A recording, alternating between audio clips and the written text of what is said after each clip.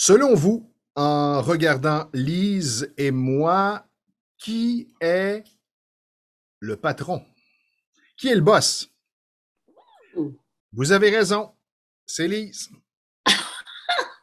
C'est elle qui mène. C'est elle qui porte les pantalons. C'est elle le patron.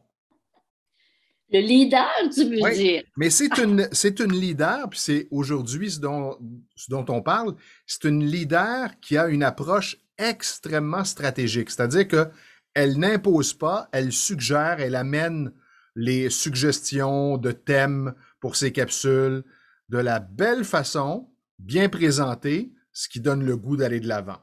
Et on a peut-être en partie la définition d'un leader. Oui, oui, je crois que oui. Je pense que depuis plusieurs années, on a laissé tomber, je pense, la personne autoritaire ou la vision qu'un leader, c'est un haut dirigeant d'une entreprise. Mais ce dirigeant ou cette dirigeante est une personne. Alors, je pense que le leader d'aujourd'hui, c'est beaucoup plus axé sur le côté humain que l'autorité, que de dicter. Alors, moi, je vois les caractéristiques là, d'un un leader, c'est son écoute, hein, sa capacité en écoutant de comprendre l'autre. L'autre caractéristique que je lui donne, c'est sa capacité à créer de vraies relations émotionnelles, que ce soit avec un groupe ou que ce soit individuel. C'est aussi toute sa belle communication efficace, capacité d'influencer. Et comme tu disais un peu au tout début, influencer, ce n'est pas dicter, ce n'est pas de rendre, demander une obligation. C'est Inspiré. oui, oui, tout à fait. Alors, Tout à un fait. leader, c'est quelqu'un qui fait, qui montre l'exemple. Oui, oui. Euh, et je pense que c'est fort intéressant, Stéphane, il y a deux écoles de pensée. Je pense que c'est un consultant qui est assez connu, qui fait beaucoup de leadership. Lui, sa croyance est que le leader naturel est né leader, alors que l'autre école de pensée dit que le leader, ils ne sont pas nés, ils se forment. Et j'ai trouvé une belle citation de John F. Kennedy par rapport à justement la formation. Lui dit que le leadership et l'apprentissage sont indissociables. Oui, j'aime ça. Moi, je te dirais, je me situe un peu entre les deux. C'est-à-dire que je pense qu'il y a des gens qui naissent avec une prédisposition à Oui, l'idée. On le voit chez les enfants. oui, Et il y en a d'autres qui vont le développer plus tard. Mais je ne pense pas cependant que ça se développe en lisant un livre. non. Moi, je Puis pense que ça d'ailleurs, se développe avec une introspection, avec un travail sur soi. Parce que c'est pas parce que c'est indiqué ici que je suis le chef d'équipe que forcément je vais dégager une énergie de chef d'équipe. Et un bon leader, pour moi, c'est quelqu'un qui dégage une énergie.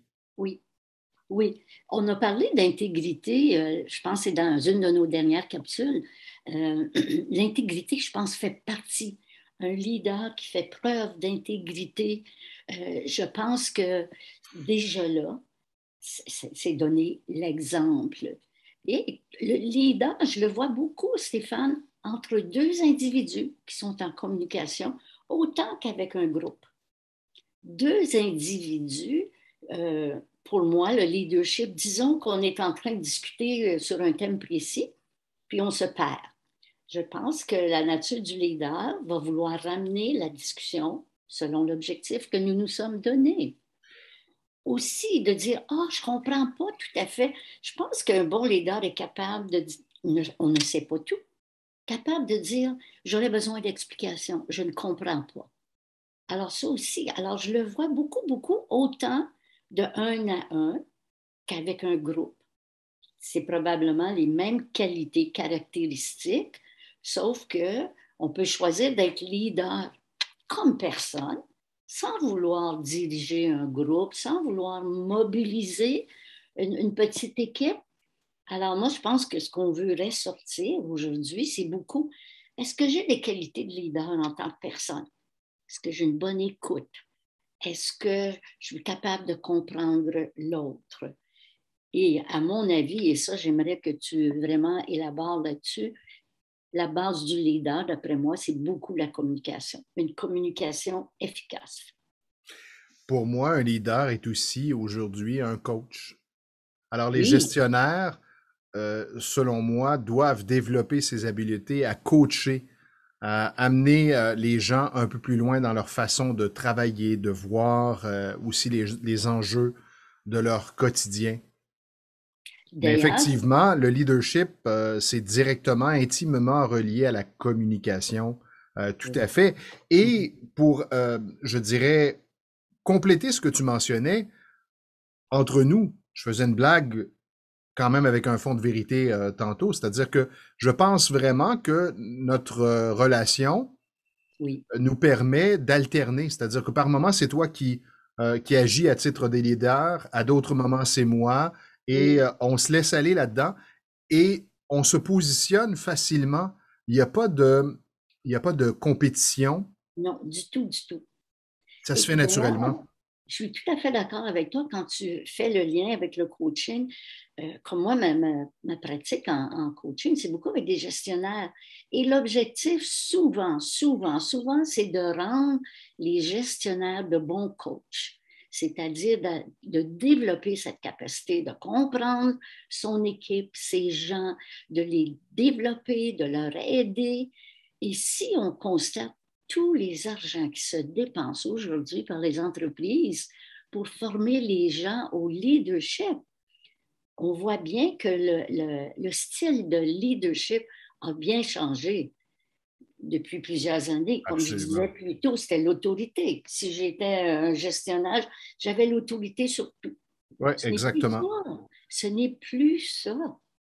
Alors, observez autour de vous, identifiez les leaders qui font partie de votre entourage et posez-vous la question, est-ce que vous agissez, vous, comme Mhm. leader? Oui, absolument, absolument. Je pense que j'avais noté une citation, je vais essayer de la retrouver, ah, que j'aime beaucoup, beaucoup. C'est peut-être la conclusion, je ne sais pas. C'est Eisenhower qui dit, l'intégrité est la qualité suprême du leadership. Rien à ajouter. À la prochaine.